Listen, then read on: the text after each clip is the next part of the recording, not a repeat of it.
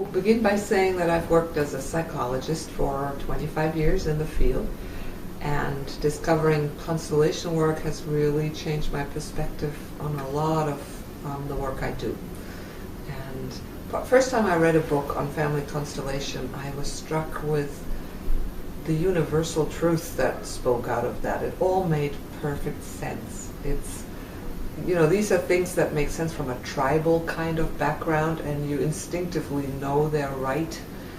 They speak to a larger pattern. They speak to our ancestral lineage in a way, and even though it plays itself out differently in each family system, in each circumstance, there are some rules or orders that come through this work that make real deep sense to me. So, and I also like about this work that it is not about anybody's fault, any blame, any searching for who is to blame, but it is much more about looking at where is energy not moving well, where is love not flowing well, and looking at how to re-establish that flow.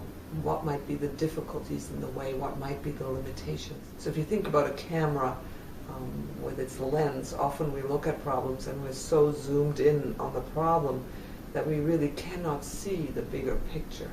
So a wonderful feature of this work is that it takes you way out there in a bigger picture, and all of a sudden what was just a traumatic situation here becomes part of a much larger picture that makes sense, and that brings us compassion because now we understand.